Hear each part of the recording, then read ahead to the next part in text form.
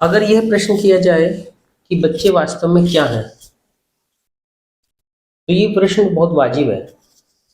हमें ये समझना होगा as a parents, as guardian, as a teacher और एक सामाजिक नागरिक होने की हैसियत से भी कि वास्तव में हमारे जो बच्चे हैं वो हैं क्या। मेरा मानना ये है एक टीचर होने के नाते और एक अभिभावक और पेरेंट्स होने के नाते कि बच्चे भी एक संसाधन हैं और हम उन संसाधन को और अच्छा करने के लिए प्रयासरत रहते हैं। हम उन पर जो भी निवेश कर रहे हैं, चाहे वो पैसा निवेश कर रहे हों, टाइम निवेश कर रहे हों, हम उनको एजुकेशन दे रहे हों, हम जिस तरह से भी उनको बना रहे हैं, उन पे काम कर रहे हैं, तो हम उन संसाधन को और बेहतर कर रहे हैं। ये समझने की ज़रूरत है।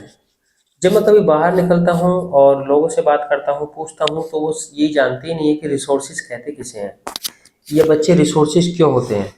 उनका एक सीधा-सीधा उनकी परिकल्पना है कि बच्चे सब पढ़ते हैं इसलिए पढ़ रहे हैं, सभी बच्चे स्कूल जाते हैं इसलिए स्कूल जा रहे हैं, सभी बच्चे घर आके पढ़ते हैं इसलिए पढ़ रहे हैं, सभी बच्चे ट्यूशन पढ़ने जाते हैं इसलिए हमारा बच्चा ट्यूशन पढ़ने जा रहा है, सभी बच्चे कोचिंग करते हैं इसलिए हमारा बच्चा कोचिंग कर रहा है, सभी बच्चे बाहर जाते हैं, बाहर पढ़ते हैं, कुछ करना चाहते हैं तो वो भी इसलिए जा रहा है। ज़्यादातर पेरेंट्स यही मानते हैं कि अगर उस स्कूल में एडमिशन करा दिया जाए तो कामयाब हो जाएगा, उस कॉलेज में एडमिशन करा दिया जाए तो कामयाब हो जाएगा, वहाँ उस शहर में पढ़ने भेज दिया जाए तो कामयाब होने के चांस ज़्यादा हैं। वो पढ़ाई की वस्तु स्थिति नहीं समझते, बिल्कुल वस्तु स्थिति नहीं समझते।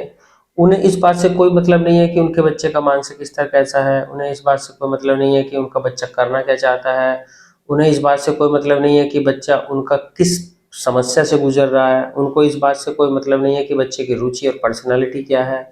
उन्हें इस बात से कोई मतलब नहीं है कि बच्चे का अगर कहीं बच्चा दूसरे शहर में जाएगा या दूसरी जगह जाएगा तो उसके सामने क्या-क्या चैलेंजेस आ सकते हैं, क्या-क्या समस्याएँ आ सकती हैं। वो ये सारी चीज़ों को नहीं देखते, वो बस एक चीज़ देखते हैं कि ये बच्चा है और ये मेरा सपना पूरा करेगा,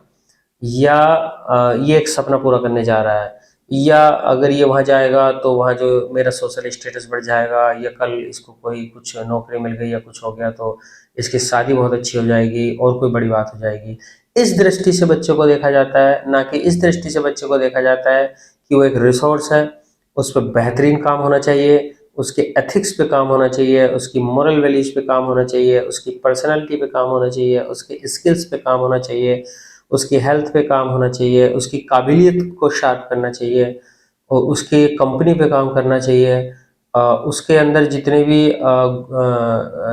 डिमेरिट्स हैं उनको रिमूव किया जाने पे काम करना चाहिए। उसकी मेरिट्स को इंक्रीज़ और डेवलप करने पे काम किया जाना चाहिए। तो मुझे ऐसा लगता है कभी-कभी कि ये सारी चीज़ें बहुत सारे लोग ना तो जानते हैं और ना इन पे काम करते हैं, और वो बच्चों को किसी और अलग ही तरीके से देखते हैं। लेकिन ऐसा भी है कि बहुत सारे लोग ऐसे भी हैं जो बिल्कुल उनको रिसोर्सेज़ मानते हैं, उन पे काम करते हैं, उन पे निवेश करते हैं और उनको बहुत अच्छा करते हैं बच्चों को, ऐसे बच्चे भी हैं। लेकिन सारा एक जैसा नहीं है, मेरा कहने का मतलब ये है। Thank you.